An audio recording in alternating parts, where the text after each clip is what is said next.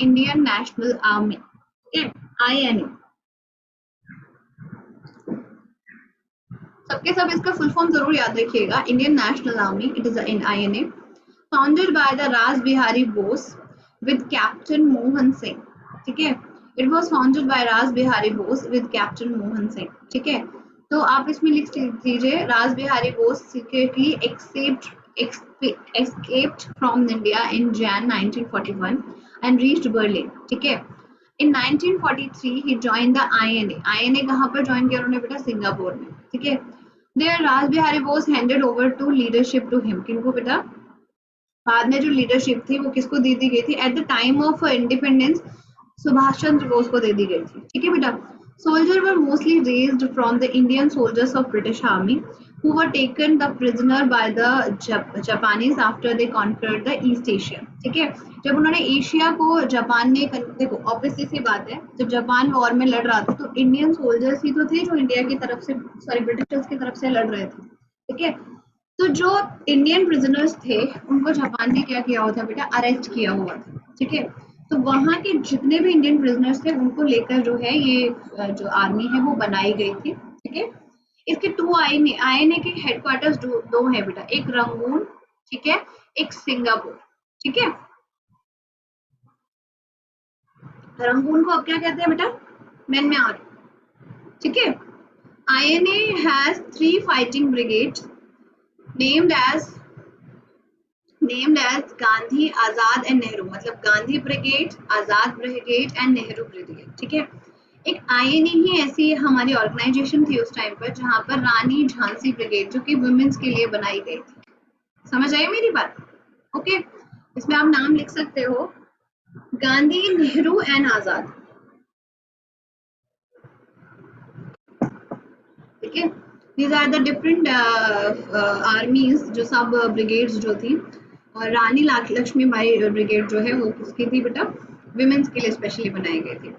Then आता है cabinet, the cabinet mission plan that was came in 1946, ठीक है। The struggle for freedom entered a decisive phase in a year 1946, 45-46। The new labour party PM, मतलब ये PM कहाँ के हैं बेटा? लॉर्ड एटले, ये ब्रिटेन के, लेबर पार्टी ब्रिटेन की थी उस टाइम पर, made a declaration on 15 March 1946 that British cabinet mission, British cabinet mission मतलब वहाँ के कैबिनेट 3 मिनिस्टर्स आए थे। कैबिनेट समझते हो ना बेटा, जैसे हमारी पार्लियामेंट है ऐसी ब्रिटिश की पार्लियामेंट में जो मिनिस्टर्स होते हैं उन्हें कैबिनेट मिनिस्टर्स कहते हैं।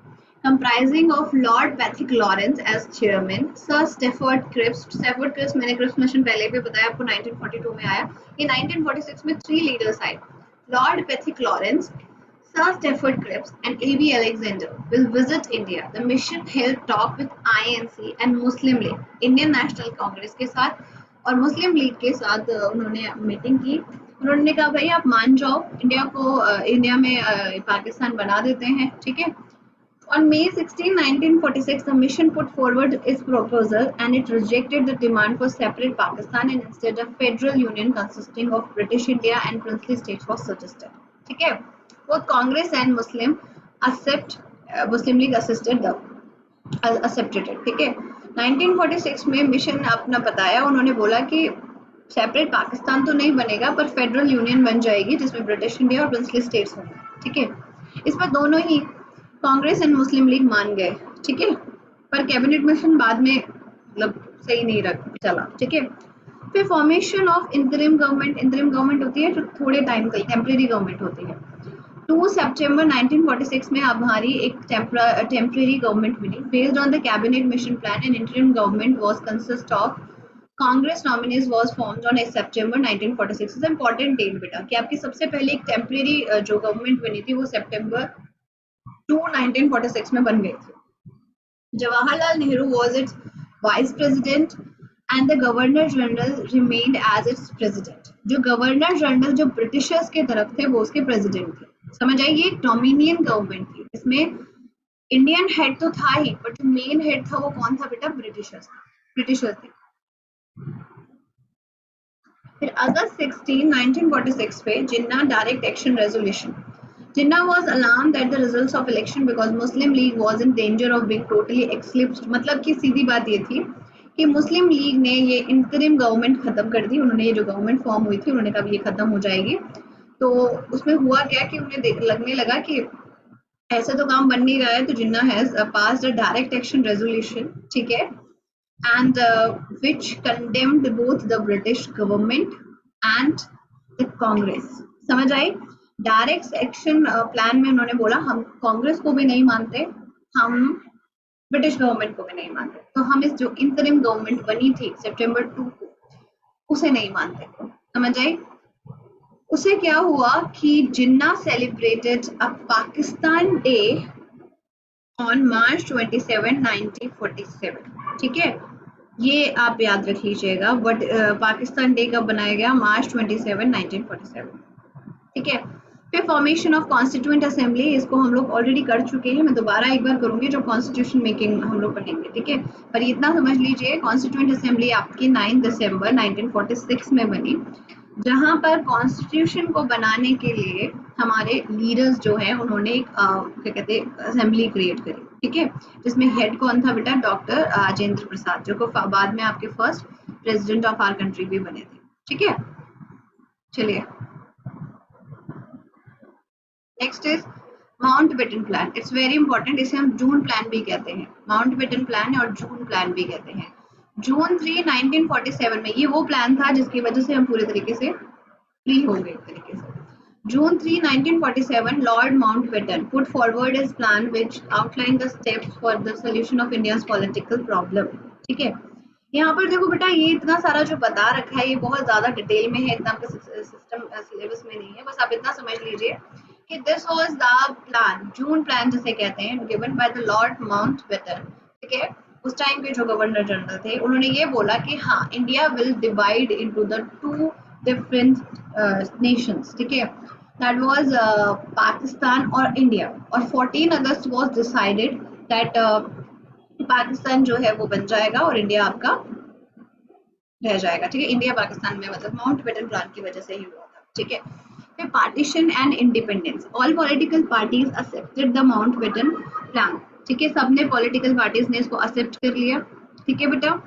All at the time of independence they are 562, ध्यान से सुनिएगा, कितनी स्टेट्स थी बेटा हमारे उस टाइम पर? 562। सोचो अगर अब इतनी सारी स्टेट्स होती तो हम लोग कैपिटल याद करते करते ही हमारा एक साल का सिलेबस होता, स्टेट्स के कैपिटल 562 स्टेट्स होते। सोच के देखो ना, ठीक है बच्चे। तो they are small and big princely states, ठीक है, इन इंडिया। सो सरदार वल्लभ भाई पटेल, जिनको हम आयरन मैन ऑफ इंडिया कहते हैं, the first home minister of India, use the iron hand. Iron hand मतलब उन्होंने स्ट्रॉन्ग हैंड, मतलब उन्होंने अपना दिमाग लगा के इन 562 जो प्रिंसली स्टेट्स थे इनको इंडिया के अंदर मर्ज करके बाद में रीऑर्गेनाइज किया था हमारी कंट्री के पूरे के पूरे टेरिटरी। समझ आई मेरी बात? इसमें से कुछ states by August 15, 1947 all the states, सारे स्टेट्स एक्सेप्ट कौन से बेटा? Kashmir, Hyderabad and Junagadh had signed the instruments of accession. ये सब आपके सिलेबस में नहीं है, बस इतना समझ लीजिए कि 562 थे जिनको अंदर मर्ज करने का काम किया था सरदार वल्लभ भाई पटेल, ठीक है। और हम लोग इंडियन इंडिपेंडेंस एक्ट जो 1947 आया था उससे हम लोग इंडिपेंडेंट हो गए, ठीक है। This was the whole about Indian national important activities जो थी फ्रीडम एक्टिविटीज, ठीक है बेटा।